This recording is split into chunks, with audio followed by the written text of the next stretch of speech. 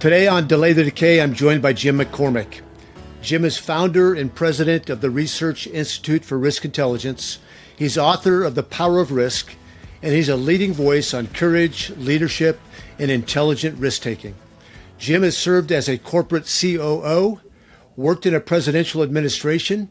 He's advised CEOs and leadership teams, and is a world-class skydiver with 15 world records, including a jump over the North Pole. He's also been blessed with a life partner of 30 years, and he enjoys international travel, hiking, biographies, and business books. Today, we're going to explore risk and mortality and how to live more fully with the life that we've been given. It's going to be an exciting episode, and wherever you're at on the risk spectrum, I know you're going to be encouraged and you're going to be spurred on. Jim, it's great to have you with me. Thank you, Dan. It's an honor. So, Jim, what is one habit or discipline you as a risk taker are incorporating into your life today to keep you growing and moving upwards and to the right? Well, I'm actually evidencing something that most people evidence as they age, which is getting more financially conservative, which makes a great deal of sense. There's valid reasons for that. So as I get closer and closer to retirement age, I'm being very thoughtful about, or I should say very generous in my savings, on the premise that our income stream only lasts forever, or only lasts briefly. It's not permanent, and I'm trying to be very cautious in that realm. And then relationally, I really enjoy connecting with people, and I had the privilege last week to spend a few days with a colleague for whom I have great regard, and we got to know each other better, and that was very fulfilling. Jim, you have a title, an expertise that I've never ran into anybody that's had the same title, where you are a risk expert. You coach people and helping them understand what their risk quotient is. And I want to encourage my audience today that I've had some amazing guests, and we're going to continue to have guests that are going to encourage you on and spur you on to continue taking the next right step. But Jim and I are about the same age. There's a lot of life lived between the two of us. I have taken risks that haven't worked out for me over the years, and I've taken risks that have worked out. And I took my risk quotient test a couple of months ago when I first met Jim, and I was surprised to see that I was pretty in line with who I thought I was. You had us take this test, Jim, and said, okay, what do you feel like your risk quotient is? And then you actually had us go through the assessment, and I was pretty darn close, I'm happy to say that I'm a pretty good student of myself. I think my wife would have given me a higher risk quotient, but anyways, it is what it is. So let me ask you this. When most people hear the word risk, they either think of danger or recklessness. Jim, how do you define risk, and what do most leaders misunderstand about it? Risk is very simple. Risk is any action with an uncertain outcome.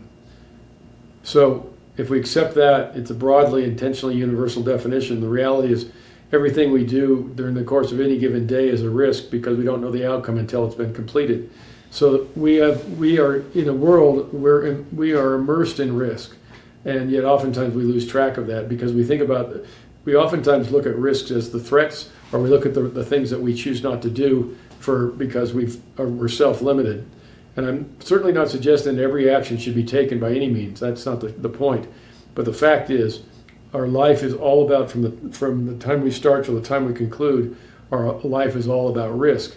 So, but we have an odd relationship with risk. We actually have arguably a rather unhealthy relationship with risk, or at the very least a conflicted relationship with risk, in that intellectually, if we're thoughtful about it, we know that the risk is present and we have to take risks in order to achieve our goals, but emotionally we'd rather avoid them for perfectly sound reasons, and nobody can be criticized for seeing risk as the negatives that it can present. The problem is it can also present the positives. There's two issues. First off, risk makes us vulnerable. That's very disquieting. For the most part, nobody who's emotionally healthy wants to be vulnerable, so it's understandable they want to push risk away, keep it at arm's length. And the second reason, which is profound and pervasive is that we have been socialized from the very beginning to see risk as negative, because we start out tremendously risk inclined and unable to manage that natural risk inclination. We're speaking of when we're infants, children, and adolescents. We have high risk inclination and very, very limited judgment, if any. And as a result, we've all seen bad things happen. We've also had authority figures for the first 25 years of our lives keep saying, don't do this, don't do that. And it's very easy then to adopt the message, risk is bad, stay away from it, and you'll be successful. That's not, by the way, that's not a valid message, just to be clear. Every decision has an uncertain outcome. So every decision we're making has some level of risk in it. And what do leaders misunderstand about that? Well, it's very common. In leaders, of course, is a broad term, and there's many people with many different approaches. But commonly, we see our success strategy as suppressing risk instead of utilizing it. It's profoundly powerful if we approach it constructively. It's also profoundly damaging if we don't. So it's very easy to say, well, my success strategy is to reduce risk. And that is profoundly limiting, and it's going to, if somebody is seeking to achieve great things in life and do it with some level of balance, they have to be able to proactively initiate the risks that will get them there, as opposed to reactively respond to the risks that are being initiated by others or circumstances. Mm-hmm. And you would say that every human being has a risk quotient. Correct. Why might it be important for me as a leader, as a husband, as a grandfather, as an entrepreneur to understand my risk quotient? Well, it's valuable for you to understand where you're coming from, for one reason. Second reason is it's going to change all the time. It changes on a regular basis based on events in our lives, based on our commitments, based on externalities. And so it's constantly coming and going. It is important that we have an awareness of the breadth of our personal risk profile, that it includes things well beyond which we initially would have anticipated, such as intellectual risk, creative risk, spiritual risk, relationship risks, emotional risks. These are kind of risks that we oftentimes don't characterize as risk or don't consider be part of our risk profile, yet they very much are. So that's one important component. The other important element is having an awareness of where you stand on the risk continuum gives you the opportunity to reach out to others and find those who will counterbalance you. Mm-hmm. If you have a high risk inclination, it's really good to have people in your life that will help you moderate that. If you have a lower risk inclination, it's very good to have people in your life that will help you be more proactive in initiating some of the constructive risks that will serve you well. If you're at a balance point, that's good. I mean, if you have kind of equally motivated by instigation and mitigation, that's a good awareness to have. But there's also some aspects of implementing that can work against you. So it's all about awareness and a broader understanding.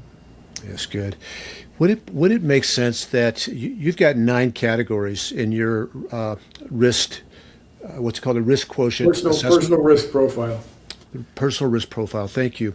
Would it make sense that somebody might have a higher risk quotient on relationship as they get older, where they're willing to be more vulnerable because they've had so many relationships over the years and they just feel safer in those relationships?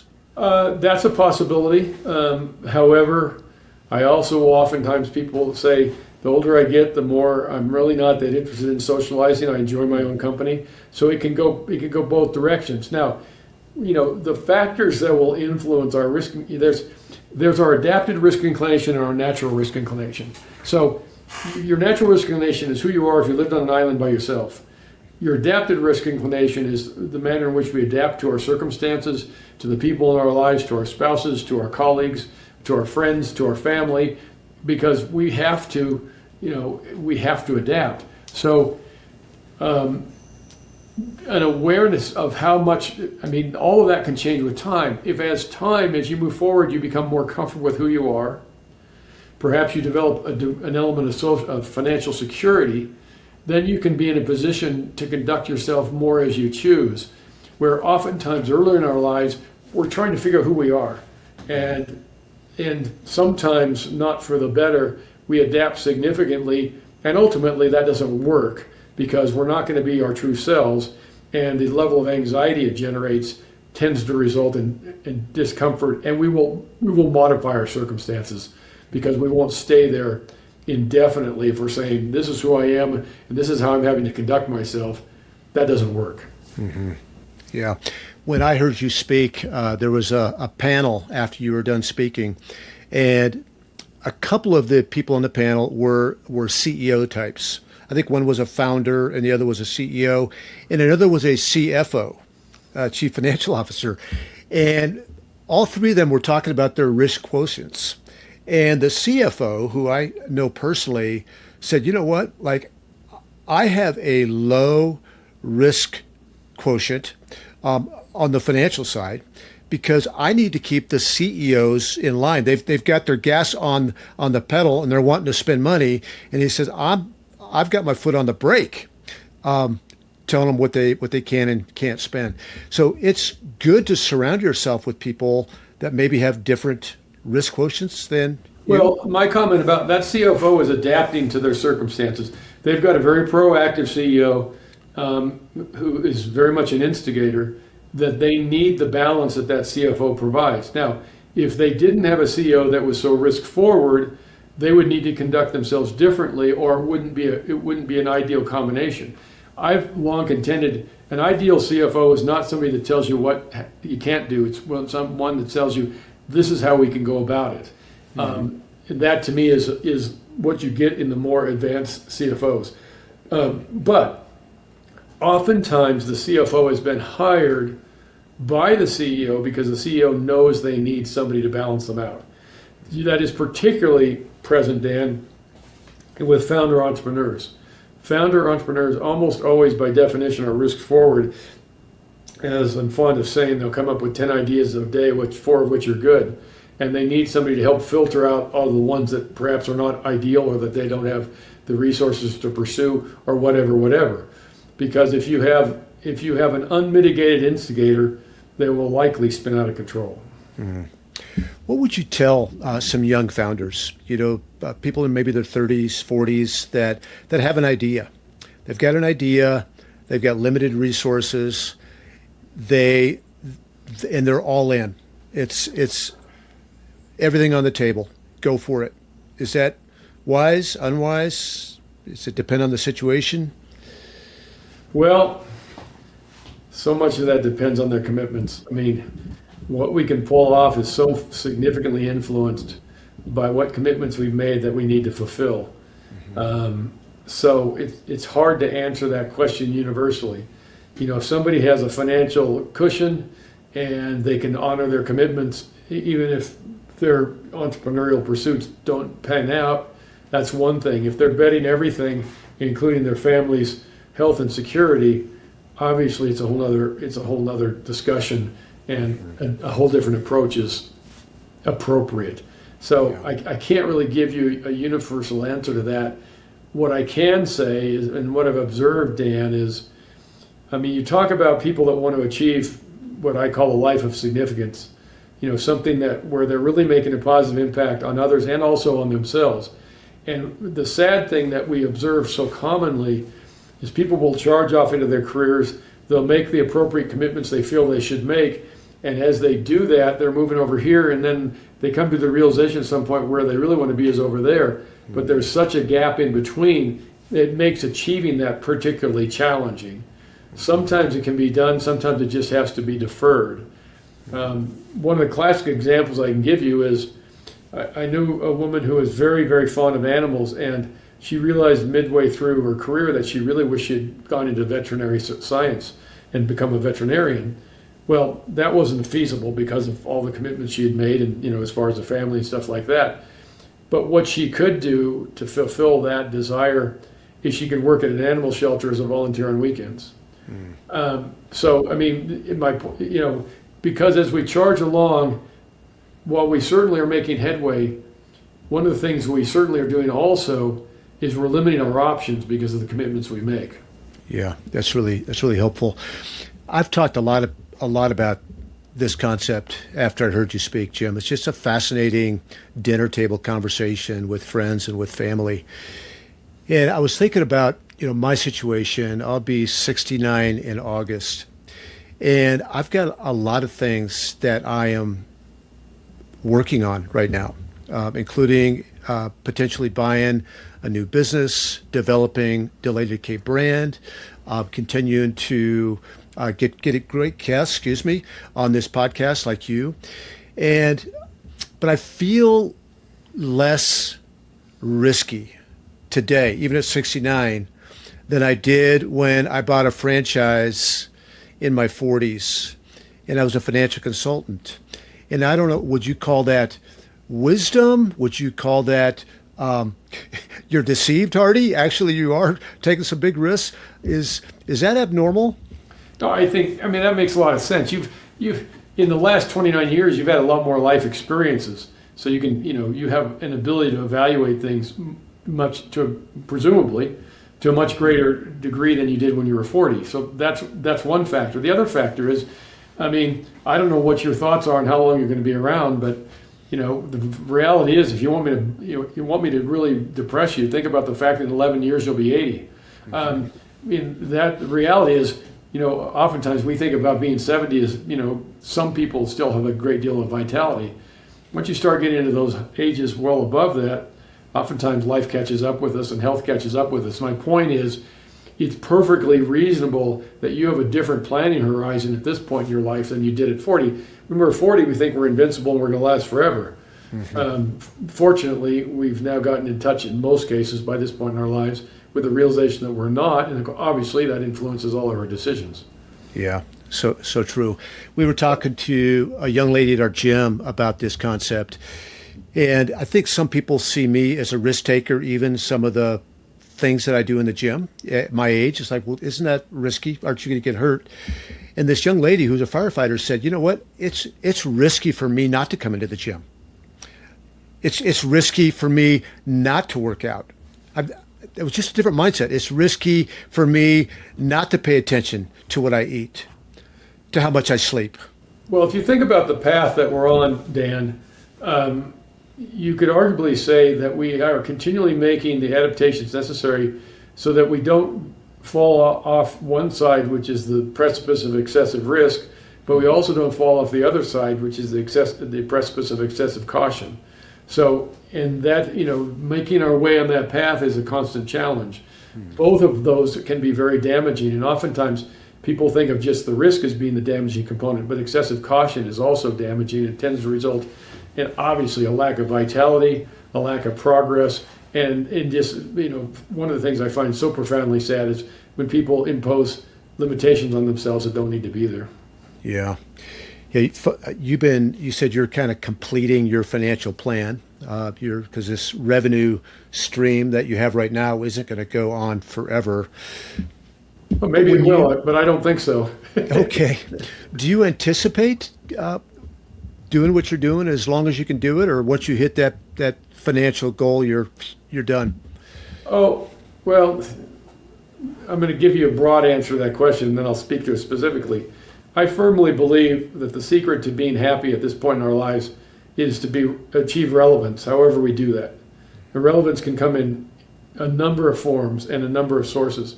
It can be by volunteering. It can be by being a grandparent. It can be by continuing to work if you're doing something that's having a positive impact on others.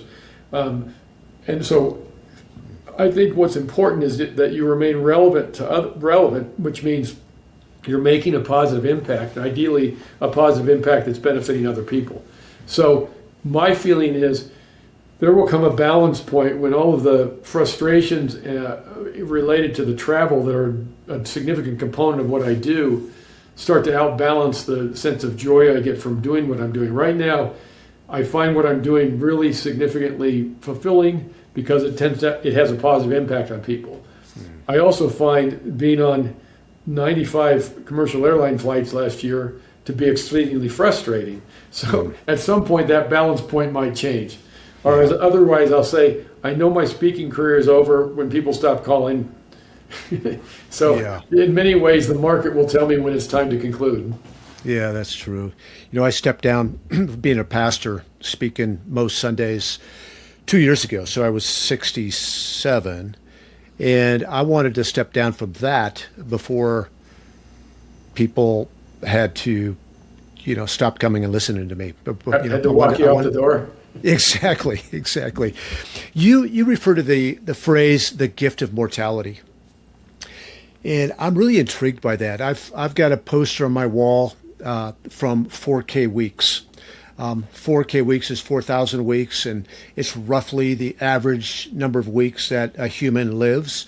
And on this poster, it's based on my birth date when I was born, and it has all the weeks that I've lived blacked out. And then every Sunday, I black out another week, and then it shows me how many weeks I got left. I had the poster made for living to 100 rather than my mortality age from the mortality table, and it can be depressing. It can be depressing when you think about that, or it can be motivating. The gift of mortality. Why is that phrase important to you, and how do you use it in your coaching? Well, first off, it's important to acknowledge at this point, I don't care if you think you're going to live to 75 or 100, there's more time behind us than in front of us. And that's just the reality. And that's the healthy thing about that poster that you reference, is it graphically reinforces that premise. The gift of mortality is just about the continual reminder that we're here briefly. And while that's something that we're all aware of, live as though it's your last day, and that kind of mindset, which I'm not sure that's entirely healthy. But the reality is we have a limited amount of time to make the impact that we're seeking to make. So don't be inefficient. Don't be wasteful with what is our most important asset, which is our time. And for me, part of the gift of mortality has come through skydiving, because obviously skydiving brings with it a certain risks, as do many other activities too. And I know when I go out for a day of skydiving, I may not come home. It's exceedingly unlikely, but it's possible. And so it's just, there's just this brilliant reminder when the parachute opens and I land safely and walk into the hangar, that I dodged the bullet one more time. But there's no certainty how many more times that will be the case. And that should influence how we do things. Monday morning, it's like, wow, it's a new week. There's all sorts of new opportunities. I may not be here next Monday. Let's make the most of it. We're gonna talk about your skydiving, because it's I'm sure when I read your bio, people are going like, what? Like, when are you going to talk about that? So I don't think she's going to mind me talking about this. I guess I'll have to ask for forgiveness rather than permission. But my daughter, who just turned 40, is a remarkable young woman. She's been married 20 years. She has 5 kids. Her and her husband are leaving shortly for Europe for their 20th wedding anniversary. We're going to have all 5 kids for a period of time. And she's a little nervous to fly. And she hasn't been nervous historically. But I asked her the other night, I said, what are you nervous about? And she said, I'm afraid that my 5 kids, if the plane goes down, they're going to be orphans. And she didn't have that same fear of flying before she had kids. So there's different circumstances in our life that impact our risk quotient. And as I mentioned, our commitments.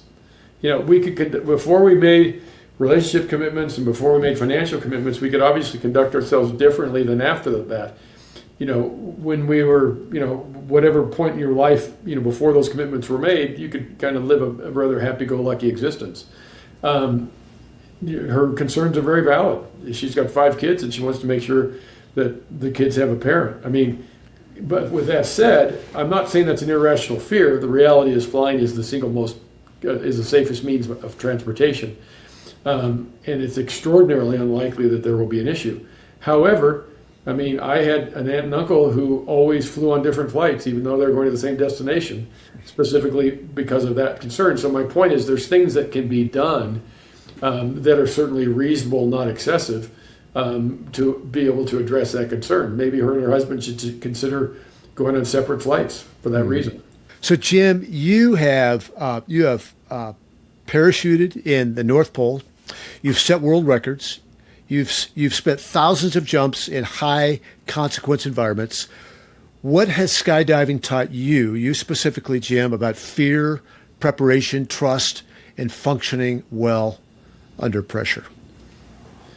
Well, first lesson is that we're capable of more than we think. One of the great joys of being an active skydiver for over 30 years is that I have had exposure to people that do something quite powerful, something I seek to do with others, which is they have seen potential in me I didn't realize I had, and then they help me achieve it. And skydiving is one of those things, like so many other athletic activities and physical activities, your level of performance can be readily documented. And so it's nice that you can say, ooh, whatever that was I couldn't achieve last year, I can now achieve. And obviously that allows us to document our progress. But at the end of the day, with all activities, when I look back on the challenges, the risks I've taken, the challenges I've confronted, the common thread is you've got to start with a high degree of passion. Passion for what because at the end of the day, none of that happens if you don't have the passion. And then that then leads to how do you implement that passion? How do you recognize and reward that passion and acknowledge it and utilize it? And ever since I did my first skydive, I've had an intense passion for skydiving, and that led to, okay, how do I do this? How do I get better at it? How do I make it possible to travel the world and participate in world record events and things of that sort? So my point is, we have to have a distinct connection with what it is that drives us, and that's our passion. Are there other people that have had thousands of jumps yet they haven't set 15 world records? I mean, why? Oh yeah, world records are a certain part of the. Yes, there's less than 10% of the skydiving community actively competes. There's actually various forms of competition that we engage in. For most people, it's just a recreational activity. There's nothing wrong with that. Just is the wrong term. For most people, it's a recreational activity. It can be very fulfilling. You get to spend time with some really wonderful people that have similar interests, and all those things. Then there's the group of people that for whom they really are keen on setting records and being, having their names in the record books and stuff like that.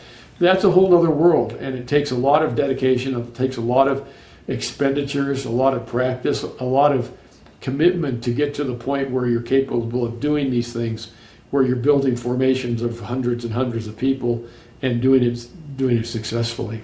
Yeah. Most people in the sport of skydiving may observe that, see the photos of it, say that's neat, but going through that process does not appeal to them for perfectly valid reasons. Yeah.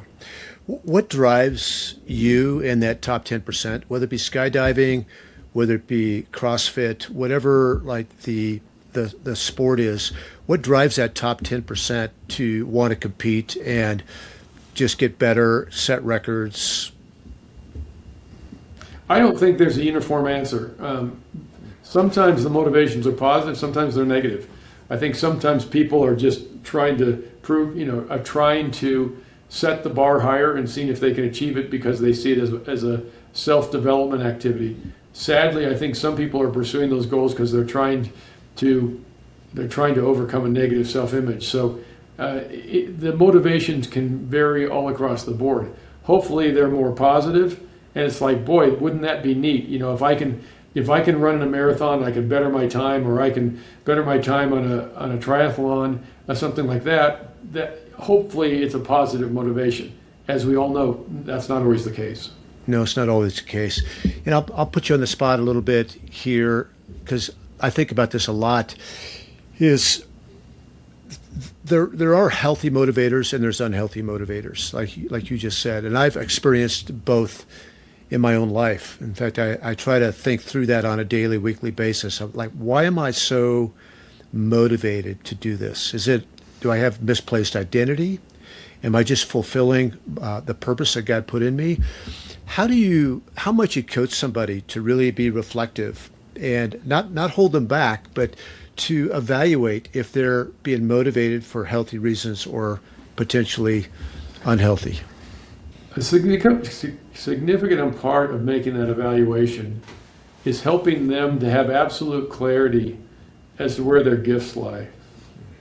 We all, I believe, have been crafted to be able to do certain things well and certain things we struggle with.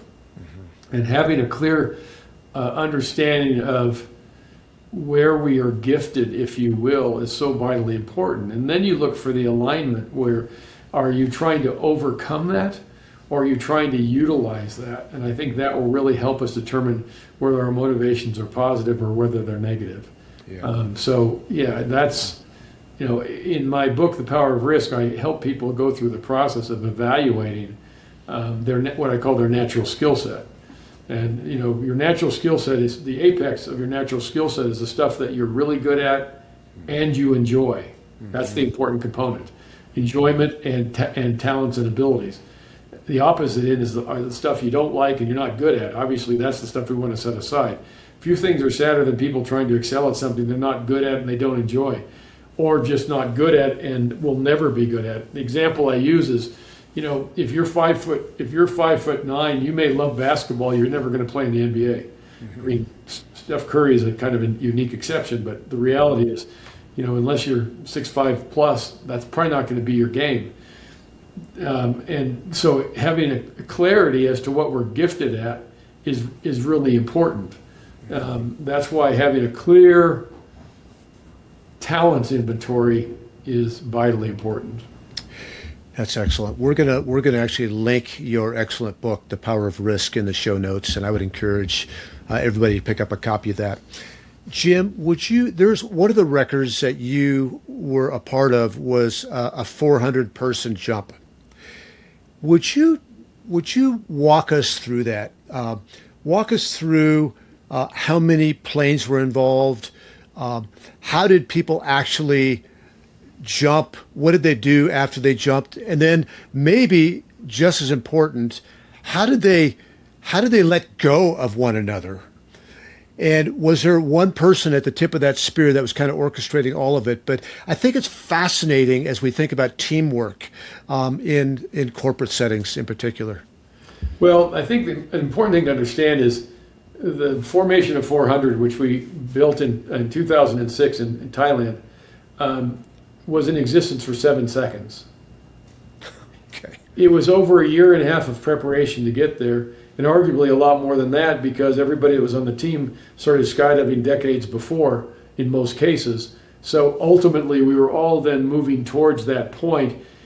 So that was one component. And then there had to be the leadership that then orchestrated that passion and that ability in order to bring that event together. The logistics were immense, as you can well imagine, because you've got to get 400 people in the air simultaneously. You've got to have a substantial support staff and support team. So you're moving 540 people from place to place to make all this stuff happen. So there has to be the vision, and then there's the ability to implement. And the two leaders of the team were a classic example of vision and implementation, just like you'll oftentimes see with a CEO and a CFO or a CEO and a chief operating officer, where those talents are balanced out.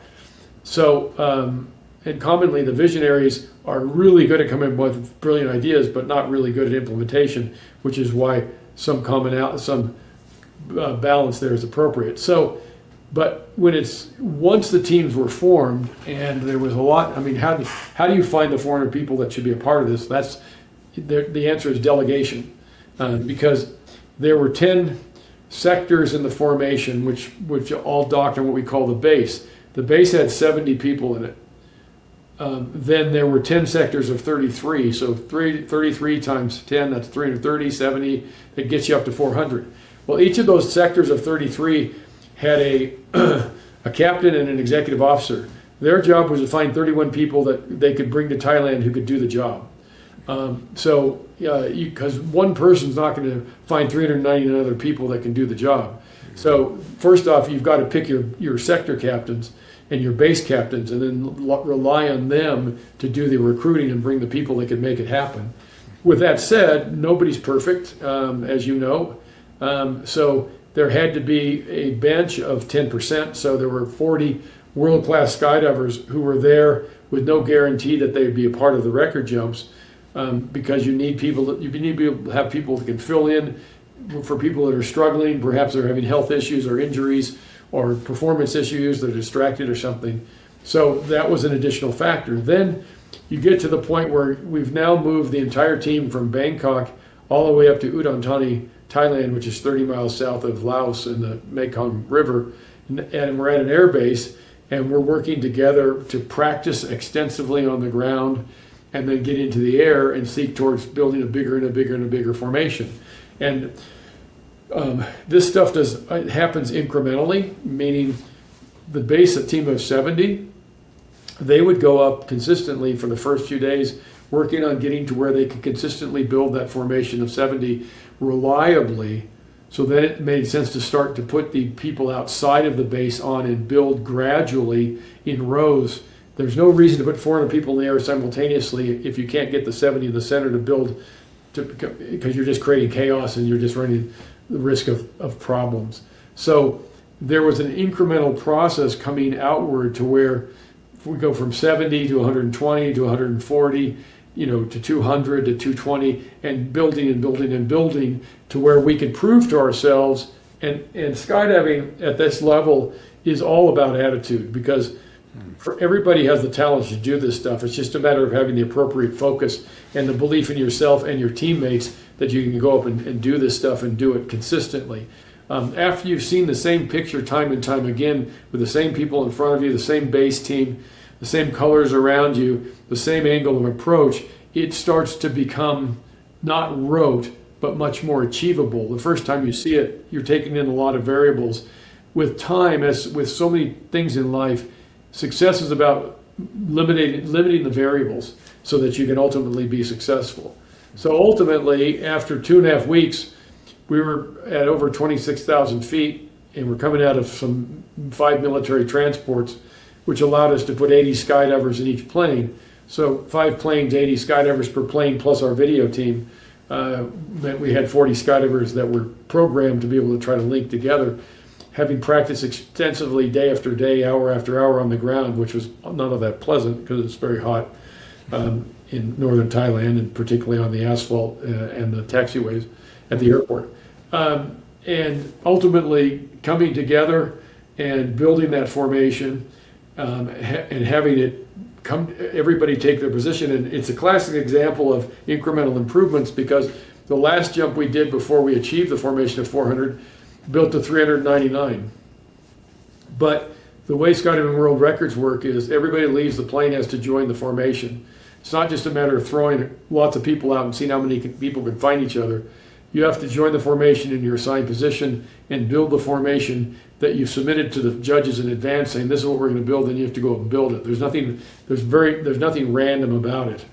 Then you have to get it down safely, and there's actually this rule has been eliminated, as I understand, but for many years there was a rule regarding all aviation world records that all members of the team or the entity that had established the record had to be alive 24 hours later.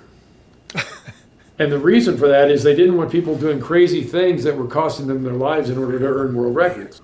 So not only do we all have to land safely, we have to mind our manners for 24 hours, because if somebody gets in an auto accident or takes a moped into a wall and doesn't make it, it could potentially negate our record. So we all part ways. We have what we call break-off altitudes. They're triggered from the center of the formation, and we have 4 different waves, so that we're getting a first wave departs, a second wave departs, a third wave departs. So we're getting maximum lateral separation and maximum vertical separation, because we have pre-assigned deployment altitudes. Because you've got a lot of canopies in the air, and this is probably one of the most dangerous things we do, is fly around with others, because it's easy to not engage your peripheral vision as well as you should, and all of a sudden you're very close to somebody else, and that could be tragic. So, and then we have 12 different assigned landing areas, so we're trying to reduce the traffic component, and we're hopefully not all competing for the same real estate. So there's the processes all along have to be profoundly planned and well orchestrated, The good news is the average jump count on this team was 4,800 skydives. So it was a highly experienced group.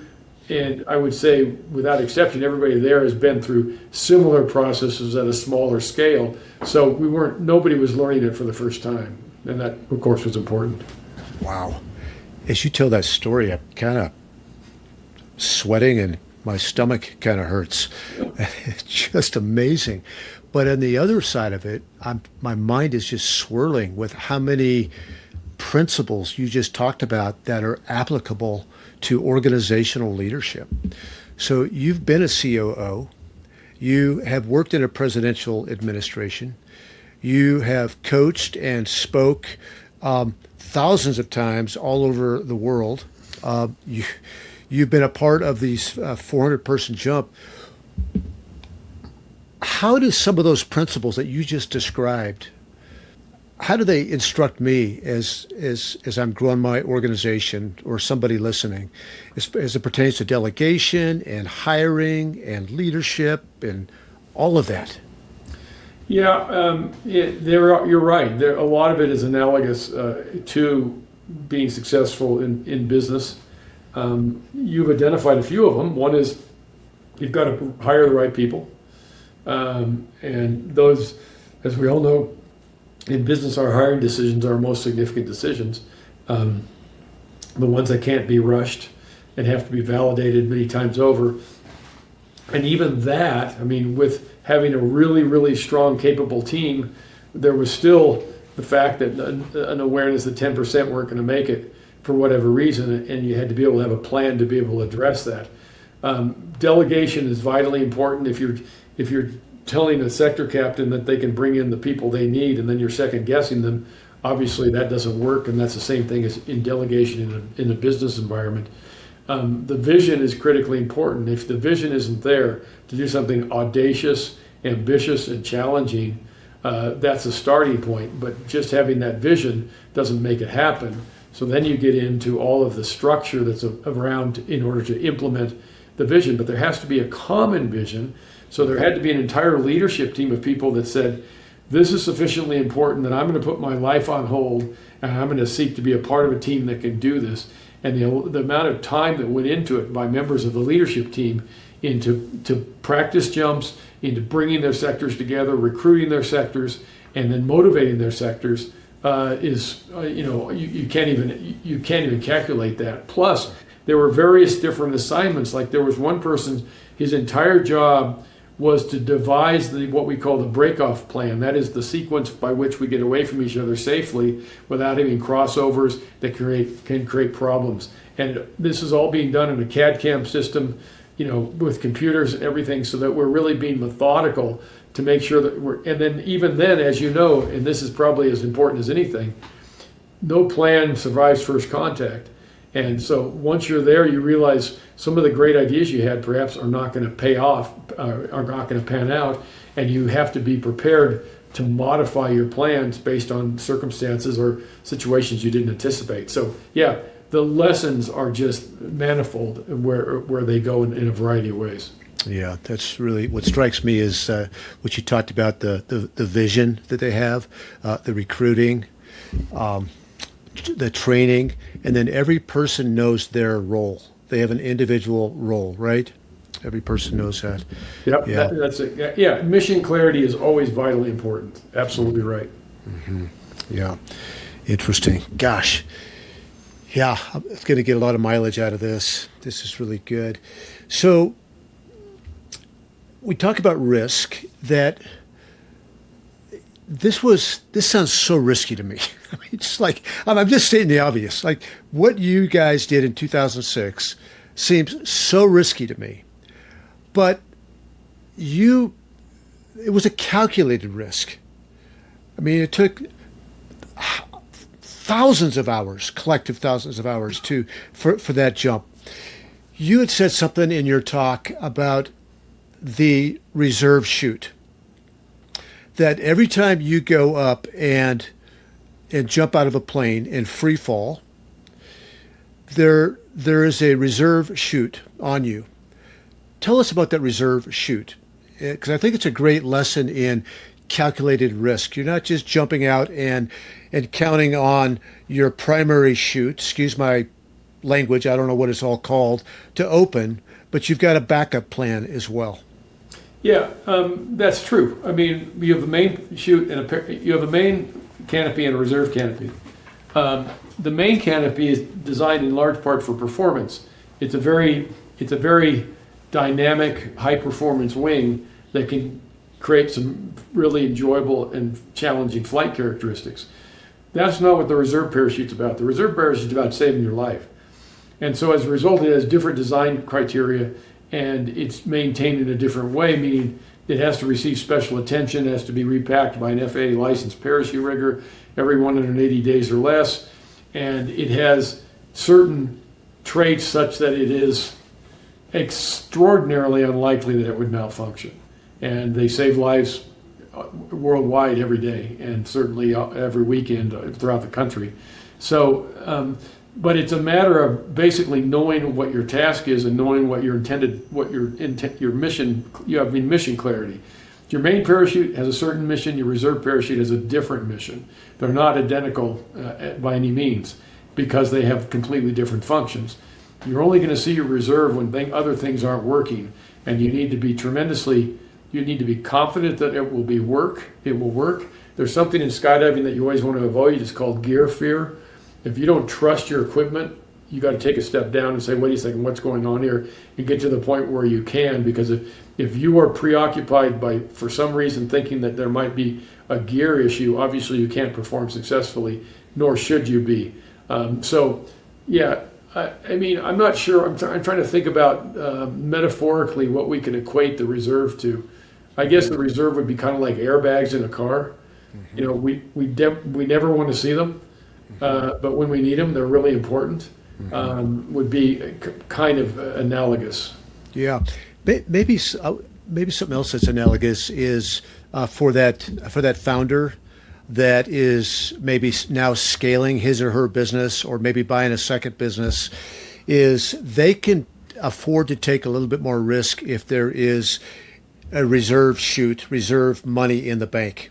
Whatever the number is in the bank that you can lean on, that can get you through some lean seasons while you're taking a risk, that might be.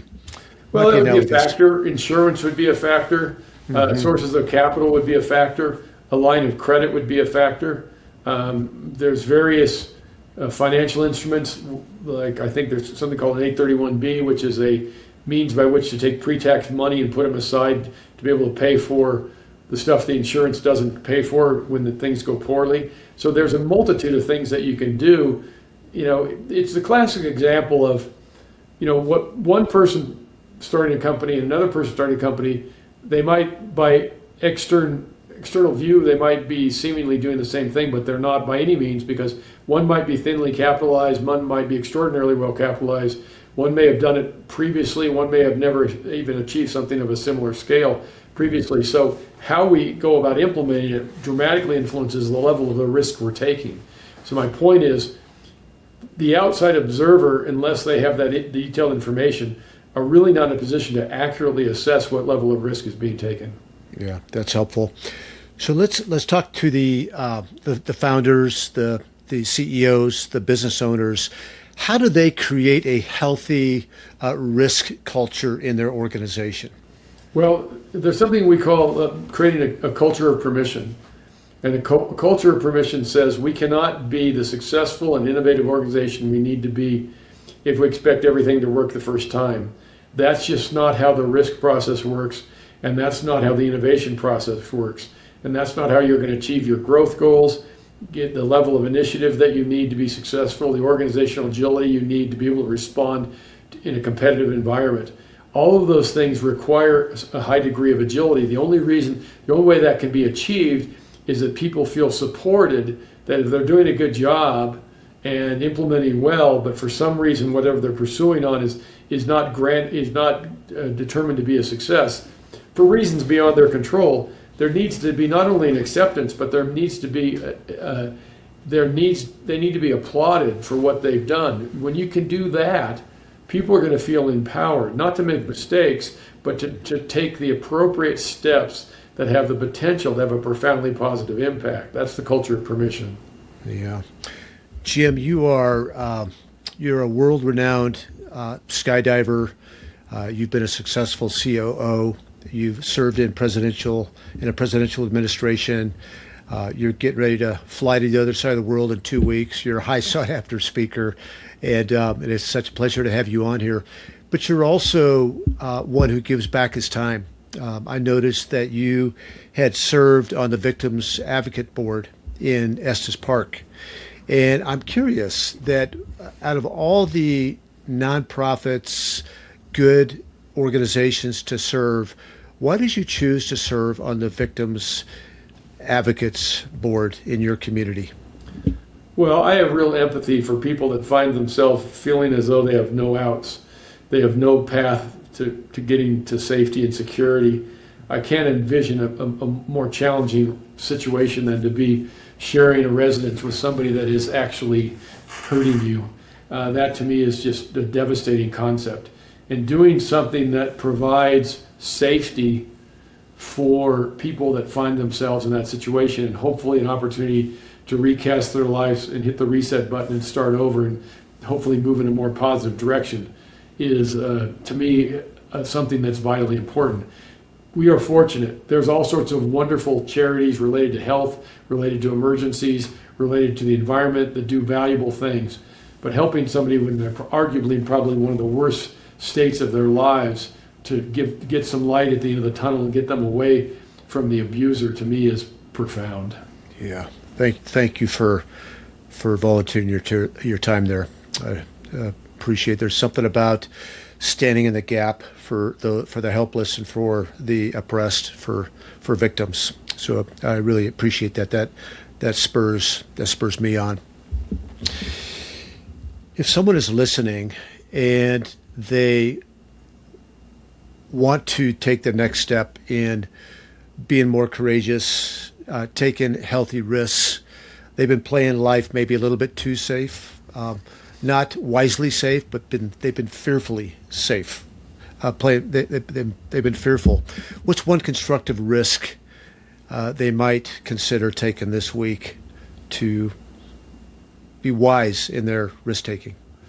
Well, I would say there's a couple of things they need to do before they take the risk, Dan. And what they need to do is, first off, identify the area where they see the deficiency, where they would like to better themselves. And you say, if I could only do X, then I could achieve Y. That would be the starting point. Okay. But how are they going to get there? The answer is, whatever that area is, that part of their risk profile that they would like to bolster, the secret is they need to be able to bolster their competence, their ability, their capabilities to do that. That's not a simple matter. As an example, let's say somebody feels that they're not good at making, let's say as an example, creative risks, okay? I have an executive coaching client who's very successful, and he wanted to bolster his speaking talents. And I said, okay, here's your assignment. He said, you're going to enroll in an improvisational comedy class. He just about crawled underneath the table because when he mentioned to his wife, she doubled over in laughter because he's a pretty static guy. And my point is, he did it and it worked and it had great benefits. My point is, but the first step was to say, here's where I am and here's where I want to be. How am I going to get there? And the answer is by legitimately bolstering your competence in that area, because the goal in his circumstance was to become more fluid and more improvisational in his speaking as opposed to being very rigid. That would be a specific example. So figure out the area that they want to improve their risk inclination in, and then bolster their competence, because then it will no longer seem like a risk. That's so helpful. You know, as people who listen in on a regular basis know that my personal motto, and really the motto of this show, is direction, not perfection. And so often when we have an idea to move forward and to learn something or do something, we're not good at it from the beginning. and we can't do it perfectly, so we don't do it at all. So it's taking that next right step in the direction of what you want to do, and then the next step, and the next step after that. And I love that you told your client that. It's you can want to do something the rest of your life, but if you don't take that next step, that's going to be a little bit scary and a little risky, quite frankly. You're I never give you going to. a great example, Dan. I am not an innately capable skydiver. There's some people are really good at it from the get-go. My first 30 jumps, I looked like a cat in the dryer. I had to figure out what the heck to do. But I was profoundly persistent. And I'm just saying, it was something for which I had a passion, and I was willing to do anything within reason to be able to get there. But I can assure you, in many cases, it took me twice as many jumps as somebody who was more capable. But I was bullheaded and didn't give up. So that was an example of how the things. Here's a great example. I came back from one of the world records I was on, and I went and took a canopy class, meaning learning how to improve my ability to land a canopy safely. I already had 2,000 jumps at the time. You'd think I had everything figured out. And one of the important things was to realize, no, I didn't. There's always a means to do things better. That's inspiring. 2,000 jumps, and you're still trying to improve. Oh, right yeah. there. And hopefully with each jump, that's the case. Yeah, that's inspiring. So Jim, if people want to follow you, they may want to hire you to speak, but they want to follow your journey and learn more about you. How would they do that? Well, probably the best way to start is to go to my website, which is risks-institute.com. That's risks plural -institute.com, and that will give you a good starting point for what we're about, what our mission is, how we assist people, and how to get in touch with us. And are you on LinkedIn or Instagram? Are you active on either of those? I'm active on Facebook and LinkedIn. Great. Jim McCormick. Awesome. Well, Jim, it's been such a pleasure to connect with you and to have you as a guest on Delay the Decay. And I think there's so many practical truth bombs that you dropped today that are, most of us may never jump out of a plane that are listening, most of us.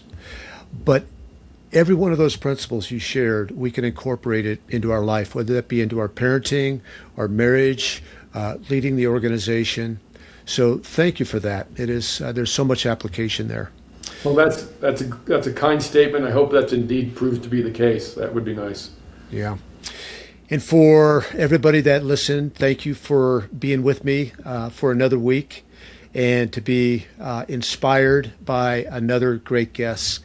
And remember, whatever you're encountering this week, whatever your dreams are, whatever your fears are, just take the next right step in the direction that you are desiring to go and set perfection aside and realize those dreams and continue to set the fears aside and just experience all that God has made you to be. So until next time, enjoy your week. And remember, it's direction, not perfection. Thank you, Dan.